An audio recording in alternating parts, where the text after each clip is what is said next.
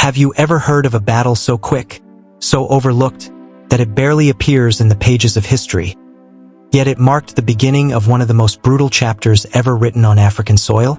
No, it wasn't a grand war fought over years. It wasn't a revolution. It was a skirmish, just one battle. But in that single clash, the fate of an entire continent shifted. In the summer of 1898, on the banks of a muddy river in Sudan, a small British force, backed by steam gunboats and Maxim machine guns, slaughtered tens of thousands of Sudanese warriors armed mostly with spears and old rifles. The world barely blinked. The British cheered. The newspapers called it a triumph of civilization. But what really happened at the Battle of Omdurman was something far more sinister. It was a message, a demonstration, a grotesque performance of dominance.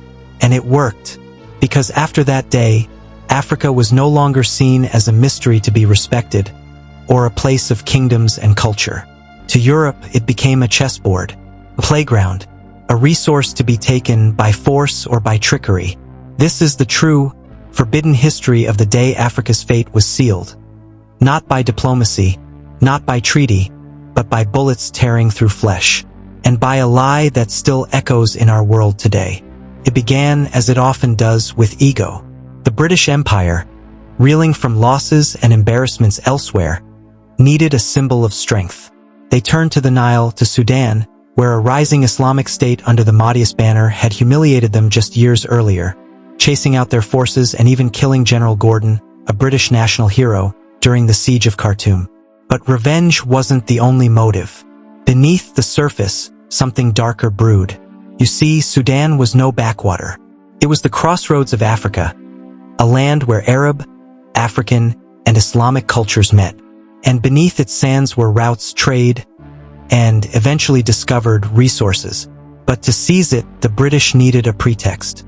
Enter Herbert Kitchener, a man who would become famous, some would say infamous, for his ruthlessness. He was given an army of Egyptians, Sudanese conscripts, and British officers.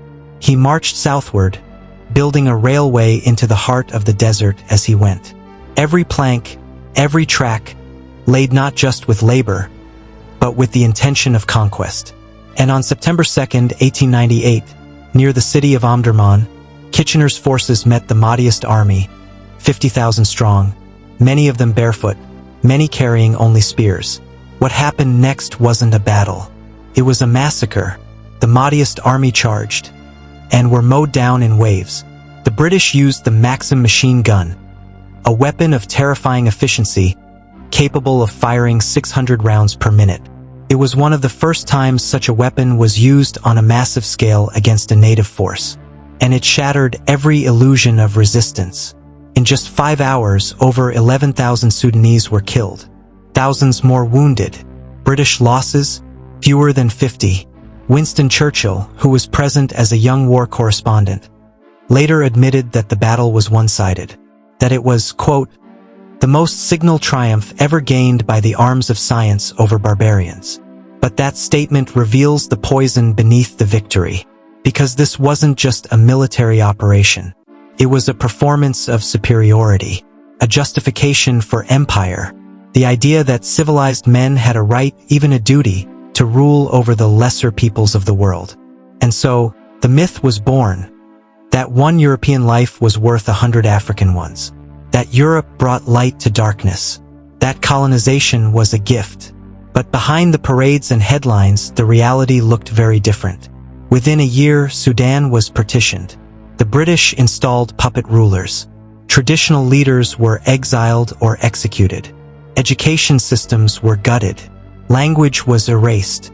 And the people were divided, deliberately, surgically, along tribal and religious lines, setting the stage for generations of conflict. But perhaps the most chilling part? Other European powers were watching.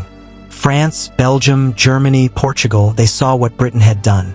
Not just the military victory, but how easily it had been swallowed by the public. How newspapers praised the slaughter. How investors celebrated the spoils. Africa, they realized, could be taken. It was open, vulnerable. And in the decades that followed, that's exactly what they did. From the Congo to Nigeria, from Algeria to Namibia, the scramble for Africa began in earnest. Millions would die. Cultures would be destroyed. Borders would be drawn not with reason or respect, but with rulers on maps in distant halls of power. And it all began with a single battle. But there's something else the victors didn't count on.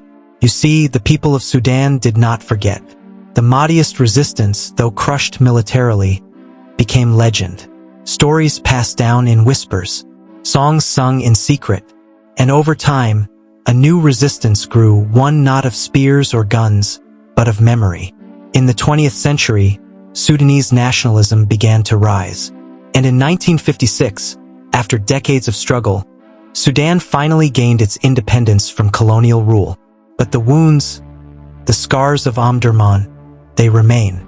They remain in the deep divisions sown by imperial powers, in the poverty that still grips much of the continent, in the resource exploitation that continues under new names and new corporations, and in the haunting question that never quite goes away: what might Africa have become if it had been left to grow on its own terms? The Battle of Omdurman is rarely taught today, and when it is, it's often framed as a British victory, a military triumph. But in truth, it was the opening shot of a much larger war. Not a war of armies, but of ideologies. Of racism dressed as civilization. Of conquest disguised as duty. And we are still living in its shadow. So next time you hear about Africa in the headlines, about its struggles, its instability, remember this: it didn't happen in a vacuum. It began on a battlefield where the world decided that some lives were worth less than others. Where the machine gun met the spear, where history was rewritten by the victor's pen. But the truth, the forbidden truth, still echoes beneath the soil of Omdurman. And if you listen closely, you can still hear it.